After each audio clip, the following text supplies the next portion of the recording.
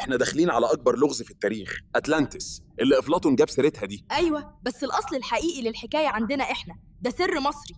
أفلاطون وصف أتلانتس إنها جزيرة أكبر من ليبيا وآسيا مع بعض، عندها ثروة وتكنولوجيا ما تخطرش على بال حد. دول طمعوا زيادة عن اللزوم، افتكروا إنهم ممكن يغلبوا الآلهة كمان. الغرور الأخلاقي بتاعهم هو اللي غرقهم. بجد. في يوم وليلة بس الكارثة الرهيبة حصلت، أتلانتس غرقت في البحر واختفت كده كأن مفيش حاجة حصلت.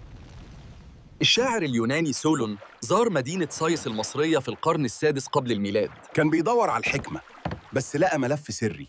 السر انكشف في البرديات. مش عايز المعلومة دي تقف عندك. دوس لايك وقلنا ايه النظرية اللي بتحبها عن أطلانتس في الكومنتات. انتوا الأغرياء أطفال، ما تعرفوش حاجة عن الأزمان القديمة بجد. الكلام ده أكيد وجع كرامة سولون. الغرق بتاع أطلانتس حصل قبل زمانكم ب9000 سنة. احنا بس اللي عندنا السجل ده. الكلام ده بيأكد الأسطورة كلها. يبقى الحكاية طلعت من مصر مع سولون، عشان كده أفلاطون سمع الخبر الأكيد. سر اتنقل جيل ورا جيل وعدى بحور.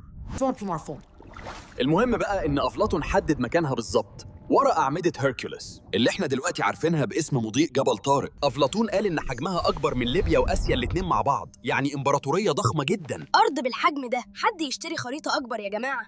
ما تقدرش تفوت باقي الحكاية الضخمة دي. اشترك دلوقتي وفعل الجرس عشان ما تفوتكش أي أسرار جاية. التصميم بتاعهم كان عبقري، حلقات أرض ومياه ورا بعض متوصلة بمجاري مائية، كأنها دونت معمارية عملاقة ومظبوطة بالملي. كان عندهم ذهب وفضة ومعدن أسطوري اسمه أوريتشالكوم اللي قالوا عليه أغلى من الذهب. أغلى من الذهب؟ طب أنا عايز خاتم أوريكالكم. الأرض كانت بتوفر كل حاجة، أكل كتير ومياه عذبة من الجبال ومواد خام لكل مشاريعهم العظيمة. كانت جنة بجد. مش غريبة إنهم اتدلعوا. موانيهم كانت ضخمة، فيها أرصفة تستوعب أساطيل ضخمة ومتأمنة ببوابات وأقفال متقدمة. 1 2 3 كتير قوي. بص على السفن دي كلها. اخترعوا الزحمة قبل ما يكون في عربيات أصلاً. استخدموا الينابيع الطبيعية السخنة والباردة عشان يعملوا حمامات عامة فخمة لكل المواطنين. يا سلام، كانوا كل يوم سبا داي. دول كانوا عايشين صح. الجمال ده ما ينفعش يتخبى. شارك الكمال ده مع أصحابك كلهم. الحكمة والعجائب أحسن لما تتشارك. ده كان مجتمع مثالي، تكنولوجياً وهيكلياً ومادياً مفيش حضارة على الأرض كانت زيهم. بس إيه لازمة الكمال ده كله لو نسوا الأخلاق بتاعتهم؟ بس الجزء الإلهي اللي في طبيعتهم بدأ يختفي وحل محله طمع وطموح البشر. سابوا الفلوس تحول قلوبهم لحجر.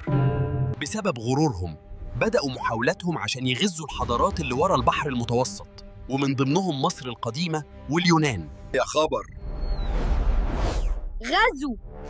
لازم نوقف الأسطول الأطلنطي ده. بس أثينا القديمة اللي كانت لسه متمسكة بالفضيلة قادت المقاومة وهزمت الجيش الأطلنطي الضخم ده.